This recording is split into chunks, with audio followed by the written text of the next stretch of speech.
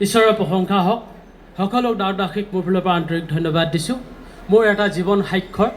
মই যেতিয়া প্ৰভু যীশুক পোৱা নাছিলোঁ, মদ খাইছোঁ, ভাং খাইছিলোঁ, জুৱা খেল, বহুত দন কাজিয়া, হুলস্থুল, হাই কাজিয়াত ক'তো থাকি শান্তি পোৱা নাছিলোঁ। আৰু মানুহজনীও বহুত বেমাৰ আজাৰ হৈ থাকে। একমাহ দিন বিচনাত পৰি আছিলে, অকল পেট বিষ আৰু ব্লিডিং। বেজালি লগাই মই ঘূৰি ঘূৰি ক'তো শান্তি পোৱা নাছিলোঁ। মই এটাৰ বেজৰ ওচৰলৈ যাওঁতে তেতিয়া এজন দোকানত মই সোমাই এটা চিগাৰেট খালোঁ। খাই তেতিয়া সুধিলোঁ, আমুক বেজটো তুমি চিনি পোৱানে? তেতিয়া মানুহজনে কৈছে, কি হৈছে তোমাৰ? আমাৰ এই পবিত্ৰ গৃহলৈ অহাৰ এজন দাসে, তেওঁৰ নাম অৰূপ দাস বুলি কয়। তেওঁ মোক ক'লে, তুমি যদি ঈশ্বৰক বিশ্বাস কোৱা, মই এটা ঈশ্বৰৰ প্ৰাৰ্থনা দিম, তোমাৰ মানুহজনী এতিয়াই ভাল হ'ব। মই ক'লোঁ, সেইটো কেনেকুৱা প্ৰাৰ্থনা? মইতো দিনে এতিয়া প্ৰাৰ্থনা কৰি আছোঁ, ভাওনা কৰিছোঁ, মোৰ মানুহজনীৰ কাৰণে সেইটো কেনেকুৱা প্ৰাৰ্থনা? কৈছে, ডিব্ৰুগড় মৰাণত আছে, ৰঞ্জন চুতীয়া নামৰ এজন প্ৰাৰ্থনা গৃহৰ আছে। তুমি ইউটিউবত চাৰ্চ কৰি মোক এই কিহেৰে পুজিম প্ৰাৰ্থনাটো লৈ দিলে। আৰু প্ৰাৰ্থনাটো লৈ মই কাণত লগাই এনেকুৱা কান্দিছোঁ, মোৰ গাৰ পৰা যে 10 কুইণ্টেলমান এটা বোজা আঁতৰি গ'ল। আৰু ঘৰত আহি পাইছোঁহি, দুটা বেজে যোৱা পকা কৰি আছে মোৰ মানুহজনীক। তেতিয়া মই কৈছোঁ, চোৱা, মই এটা প্ৰাৰ্থনা লৈ আহিছোঁ, তুমি সুস্থ হ'বা। আৰু তেনেকৈ ক'লোঁ, বেজকেইটাক পঠাই দিলোঁ।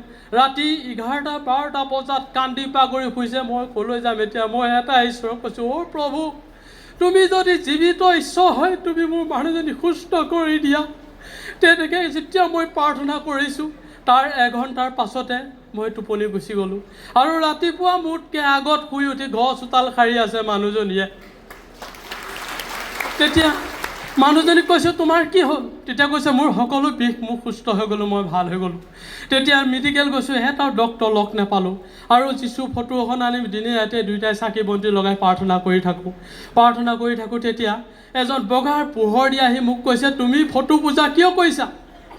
এইবোৰ ঈশ্বৰে নাপায়, তুমি ভাঙি পেলোৱা। 2খন হাত মেলি মোক প্ৰাৰ্থনা কোৱা। মই চাকি বন্তি ফটো চব অঁতৰাই মই প্ৰাৰ্থনা ঈশ্বৰৰ ওচৰত সদায় মই 2খন হাত মেলি ঈশ্বৰৰ ওচৰত প্ৰাৰ্থনা কৰোঁ। আৰু মই সকলো পৰিত্ৰাণ পালোঁ।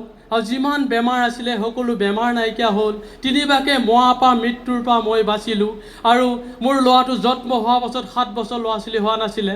মই ঈশ্বৰক প্ৰাৰ্থনা কৰিছোঁ, প্ৰভু, তুমি দিলেতো হ'ব, ডক্তৰে কি জানিব? মোৰ সপোনত 3 কেজি 800 গ্ৰাম এজনী ছোৱালী মোক পিতাই আনি মোক সপোনত দিলে, এজনী তোমাক ছোৱালী দিলোঁ, লোৱা।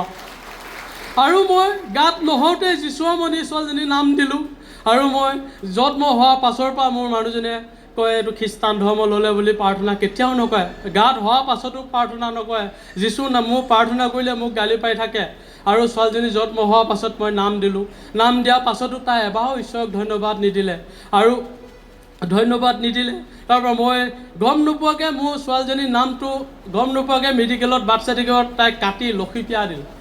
মই ক'তো গম নাপাওঁ, যিচুৱামণি বুলি ভাবি থাকোঁ। যেতিয়া আধাৰ কাৰ্ড বনাইছোঁ, আধাৰ কাৰ্ড বনাওঁতে মই এই ফিংগাৰ দিব লাগে, মোক কৈছে লক্ষীপ্ৰিয়া চিঞৰি ফুৰিছে। মানুহজনী আছে, ময়ো আছোঁ। মইতো লক্ষীপ্ৰিয়া ছোৱালীজনী, মোৰ নামটো নহয়। তাৰপিছত তেতিয়া বাৰ্থ চাৰ্টিফিকেট মানুহজনীয়ে মোক পিছৰ পৰা ঠেলি দিছে, যা আকৌ মোৰ ছোৱালীজনীৰ নামহে। মই ক'লোঁ, লক্ষীপ্ৰিয়া কেনেকৈ? কৈছে, মই চেঞ্জ কৰি পেলালোঁ। তেতিয়াহে মই গম পাইছোঁ যে মোৰ ছোৱালীজনীৰ নাম লক্ষীপ্ৰিয়া, যিচুৱামণি নহয়, লক্ষীপ্ৰিয়া। এতিয়া নামটো চেঞ্জ কৰি দিলে। আৰু তাৰ পিছৰ পৰা মোৰ এতিয়া মানুহজনী 4 বছৰ মোৰ লগত নাছিলে, প্ৰাৰ্থনা নকৰে। এতিয়া তেওঁৰ এটা ছাইড ভৰি বিষ হৈ গ'ল, উঠিব নোৱাৰে। সদায় মেডিকেল বেজালি লগাই ক'তো শান্তি পোৱা নাছিলোঁ। আজি এই 10 দিনমানৰ আগত এটা বগীনদী বেজৰ ওচৰলৈ যাওঁতে এখন বাইকে দুইটাকে খুন্দা মাৰি বহুত দূৰত পেলাই দিলে, ছোৱালীজনী আৰু মানুহজনী মোক। আৰু মানুহজনীও একোনো দুখ নাপালে, ছোৱালীজনীও একোনো দুখ নাপালে, আৰু ময়ো একোনো দুখ নাপালোঁ। মই তেতিয়া কৈছোঁ, চোৱা, আমাৰ বেজৰ ওচৰলৈ কোনো যাবলৈ দৰকাৰ নাই। এতিয়া আমি ব'লা ঘৰত প্ৰাৰ্থনা কৰোঁ। আৰু এতিয়া সদায় দুয়োটাই সেই এক্সিডেণ্টটো হোৱাৰ পৰা এতিয়া আমি দুয়োটাই সদায় প্ৰাৰ্থনা কৰিছোঁ। এতিয়া খোজকাঢ়িবও পাৰিছে, ভৰিটোও ভাল হৈছে। আৰু লগত এতিয়া মোৰ মাইকী মানুহ আহি চবতকৈ আগত বহি আছে, ঈশ্বৰক ধন্যবাদ দিছোঁ। আৰু লগতে এজন মানুহ এক্সিডেণ্ট হৈ হাত দুখন খোজকাঢ়িব নোৱাৰে, কাম কৰিব নোৱাৰে, আৰু সেইজনকো মই লগতে লৈ আহিছোঁ, ইয়াতে বহি আছে। আৰু এজন নতুনকৈ আহিছে, সেইজনো মোৰ ইয়াতে আছেহি, তেওঁৰ অসুখ হৈ আছে, যাতে ঈশ্বৰে সকলোকে। ঈশ্বৰৰ প্ৰশংসা হওক। মোৰ নাম মল্লিকা গগৈ, মই যোৰহাটৰ পৰা আহিছোঁ। মোৰ এটা সাক্ষৰ আছিলে। মোৰ মাৰ গ'ল্ড ব্লাডাৰ হৈছিলে যোৱা বছৰে। তাৰপৰা যোৰহাটৰ ডক্তৰক দেখালত কেইবাখনো নাৰ্ছিং হোমে ডেট দিছিলে অপাৰেশ্যন কৰিবৰ কাৰণে। তাৰপাছত এজনে ক'লে যে ডিব্ৰুগড়ত এবাৰ টেষ্ট কৰাই আহক, কাৰণ মাৰ হাৰ্টৰ অসুখ আছে।